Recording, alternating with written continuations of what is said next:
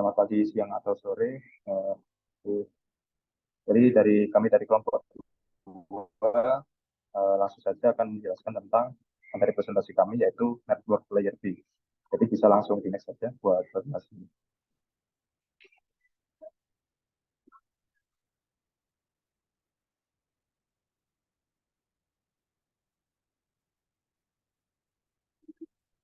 Oke, jadi di presentasi kali ini kita membahas tentang topik apa saja sih. Jadi topik pada pembahasan kali ini kita akan membahas tentang ada yang namanya switching fabric, lalu ada juga yang namanya output port, lalu yang ketiga ada yang namanya buffering juga, nah yang keempat ada internet protocol, dan di keempatnya nanti akan dijelaskan oleh 4 orang yang berbeda pastinya.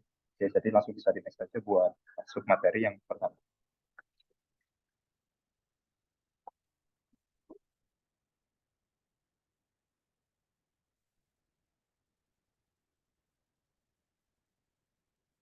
Ini bisa di next ya. Oke. Oke, jadi sebelumnya kami perkenalkan diri dulu.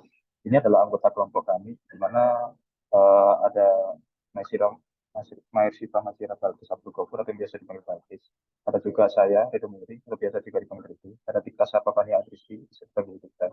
Ada Gerber Michael Kitabria, ada Farhan Hafiz juga. Biasanya dipanggil, ya, nggak usah dipanggil Ansek. Oke, bisa langsung di next aja. Sudah bisa langsung di next aja.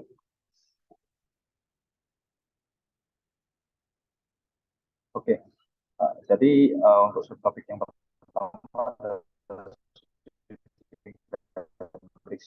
mungkin untuk penjelasannya di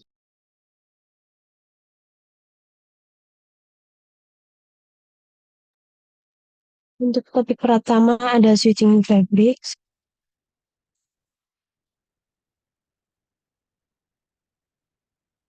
Definisi dari switch fabric adalah sebuah elemen yang terdiri dari hardware dan software yang berfungsi untuk memindahkan data dari sebuah port input dan menuliskannya kembali ke port output hingga teknik-teknik yang melibatkan komponen mikroprosesor yang secara serentak mampu menangani pemindahan ribuan paket. Fungsinya untuk merutakan paket dari terminal masukan menuju terminal keluaran, terdiri atas jaringan transmisi dan elemen switching. Sifat dari jaringan transmisi adalah pasif karena berperan sebagai saluran saja. Elemen switching berfungsi sebagai internal routing. Terdapat 3 jenis dari switching fabrics. Yang pertama adalah memori, lalu bus, dan crossbar.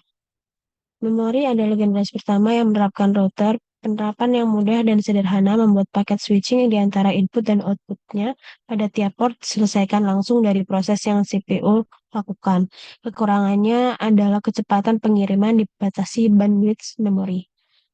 Untuk selanjutnya akan dijelaskan oleh teman saya.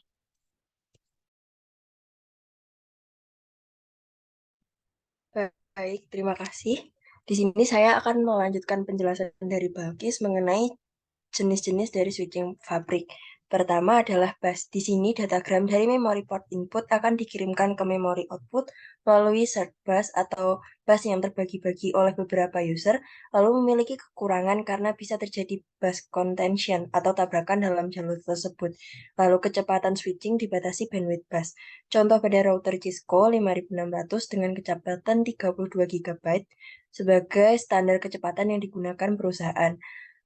Eh, itu merupakan salah satu contoh kasus yang terjadi karena adanya bus contention. Lalu berikutnya ada crossbar. Crossbar adalah jenis paling sederhana dari switching fabrik. Contoh dari crossbar, switch dengan 3 input dan 4 output, terdapat switching schedule yang memberikan input untuk dihubungkan ke output pada waktu yang diberikan. Lalu crossbar mempunyai kecepatan yang lebih besar n kali atau digunakan buffer di dalam crossbar. Next.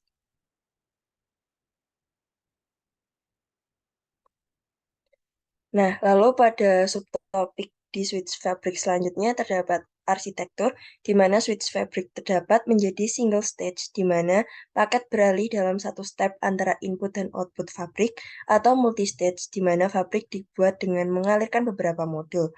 Peralihan single stage tersebut yang biasa disebut dengan switching elements. Selanjutnya, subtopik berikutnya akan dijelaskan oleh rekan saya.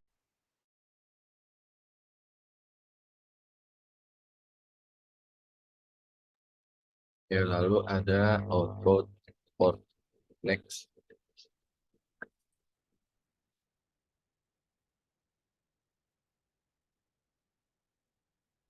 Ada fungsi output port, yaitu untuk menyimpan datagram yang telah dituliskan melalui fabric switching.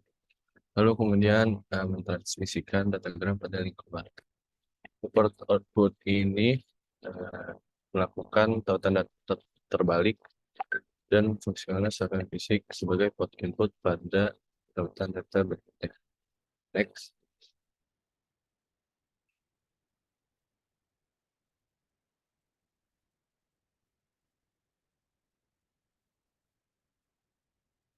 Di sini ada proses output, yaitu mengambil data dari source fabric, lalu queuing di virtual layer, lalu beralih ke data and processing di data layer, lalu ke line termination di physical layer. Next.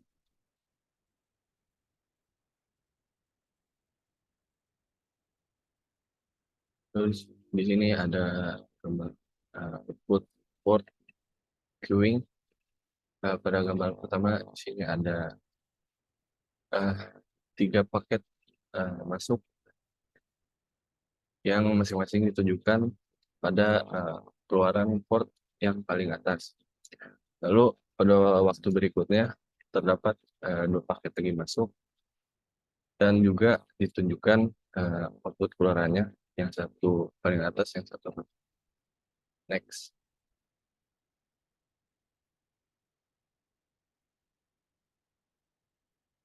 Lalu topik selanjutnya akan dijelaskan oleh rekan saya. Oke, berikutnya Internet Protocol. Next.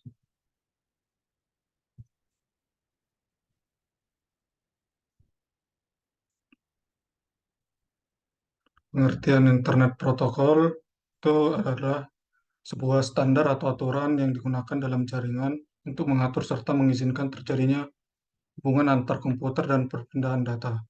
Komputer-komputer tersebut menjadi saling berkomunikasi antara yang satu dengan yang lainnya dan saling bertukar informasi karena adanya Internet Protocol. Adapun jenis-jenis IP yaitu DNS, proxy, IP address, dan jenis protokol lainnya. Next.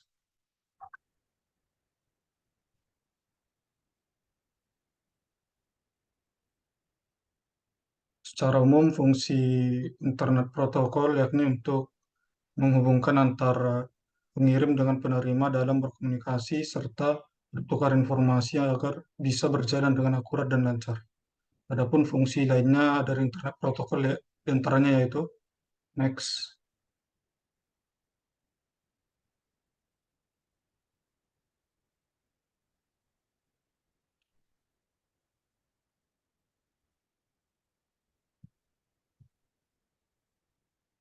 Ada encapsulation, yakni sebagai pelengkap informasi yang nantinya akan dikirimkan disertai dengan alamat, kode-kode koreksi, serta lainnya.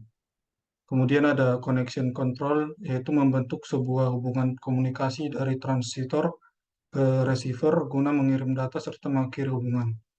Kemudian ada flow control, berfungsi untuk membatasi jumlah data yang dikirimkan. Kemudian error control berfungsi mengawasi apabila terjadi kesalahan ketika proses pengiriman data. Jadi ketika terdapat kesalahan maka paket akan langsung dibuang. Kemudian ada fragmentasi, suatu proses di mana pengirim memberikan informasi yang dikirim menjadi beberapa paket data. Proses tersebut ditandai dengan urutan beberapa PDU dengan berbagai batasan ukuran. Kemudian ada reassembly, merupakan suatu proses di mana pihak penerima mengembalikan paket-paket data sehingga menjadi satu paket lengkap. Dan terakhir ada transmission service, memberikan pelayanan dengan bentuk komunikasi data seputar keamanan data juga prioritas. Okay, next.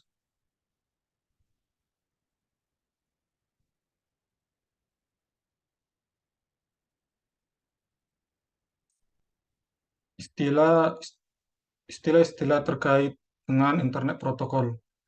Yang pertama ada sintak. Sintak itu format data ataupun struktur data yang telah diubah bentuknya menjadi kode. Sebagai contohnya, untuk sebuah protokol sederhana tentunya memiliki urutan pada 8 bit pertama, yaitu alamat pengirim 8 bit, kedua yakni alamat penerima dan bit stream sisanya yang merupakan informasi sendiri. Kedua ada semantik. Semantik sendiri digunakan agar dapat mengetahui maksud dari informasi yang dikirim dan mengoreksi apabila terjadi kesalahan dari informasi tadi. Kemudian ada timing. Timing yaitu suatu istilah yang digunakan agar dapat mengetahui kecepatan transmisi data. Oke, next.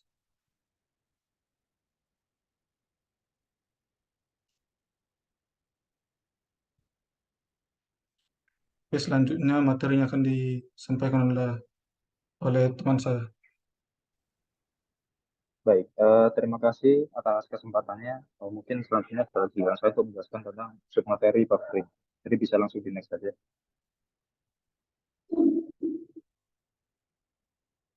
Oke, jadi sebelum kita ke buffering, ada baiknya kita memahami dulu sih apa istilah buffer itu.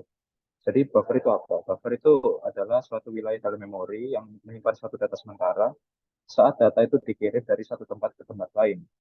Nah, kenapa sih kita butuh buffer? Jadi buffer itu kan karena dia itu apa namanya menyimpan suatu data sementara. Jadi dia ini fungsinya lebih ke untuk menyesuaikan kecepatan transfer antara satu perangkat dengan perangkat yang lain. Jadi misalkan ada satu perangkat yang memiliki kecepatan transfer yang tinggi, sementara perangkat lain memiliki kecepatan transfer yang rendah. Kalau misalkan dua-duanya itu langsung dihubungkan tanpa adanya buffer, takutnya ada suatu memory loss atau bukan memory loss ya, lebih ke data loss gitu. Karena memang ada perbedaan kecepatan antara dua perangkat tersebut. Sehingga di buffer ini data itu harus disimpan semuanya terlebih dahulu di buffer. Nah, setelah semuanya tersimpan di buffer, barulah data itu diambil dari buffer tersebut. Itu sehingga menanggulangi permasalahan tersebut yang tadi. Jadi jika kita mengatur buffer ya, tentunya data-data kita juga akan hilang. Ya. Makanya kita akan mengalami yang dinamakan dengan data loss. Oke, bisa di next ya.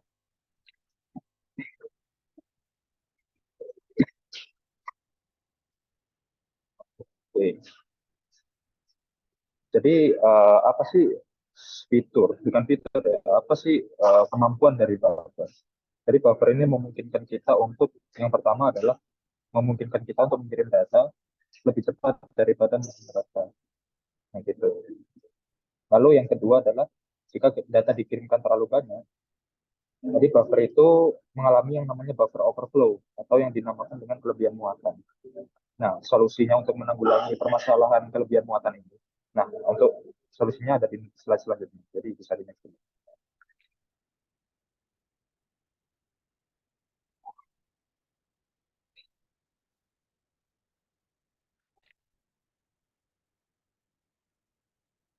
Oke, jadi untuk tipe-tipe buffer sendiri, ya, yaitu ada di slide ini ada dua, yaitu yang pertama adalah zero capacity buffer. Nah, zero capacity buffer itu dia tidak menerima pesan apapun di dalamnya. Lalu proses pengirimannya diblokir sampai proses penerima menerima pesan tersebut. Lalu yang kedua adalah bounded capacity. Bounded capacity ini bisa menampung sejumlah ya banyak pesan dilambangkan dengan M, satu banyaknya gitu. Jika kapasitas buffernya belum penuh, maka proses pengirimannya nggak diblokir dan pesan baru bisa masuk. Jadi ada perbedaan mendasar antara kedua buffer tersebut. Jadi bisa di next dulu.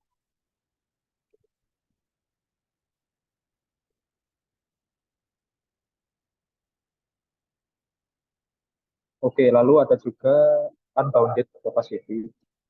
Unbounded capacity ini berbeda dengan bounded capacity. Itu kan dibatasi yang bounded capacity sebanyak N jumlahnya. Tapi kalau unbounded capacity ini dia tidak dibatasi jumlah panjang. Dia di buffer ini itu banyak pesan yang bisa masuk ke dalamnya, ya jelas. Lalu proses pengirimannya tidak pernah diblok. Jadi prosesnya tidak akan pernah dihentikan, gitu. Karena dia memang tidak dibatasi jumlah. Oke, bisa di next saja.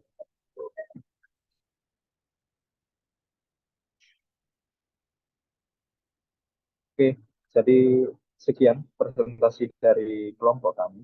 Semoga presentasi yang kami paparkan barusan bisa bermanfaat untuk baik kelompok kami maupun para audiens yang telah mendengarkan. Terima kasih banyak. Wassalamualaikum warahmatullahi wabarakatuh.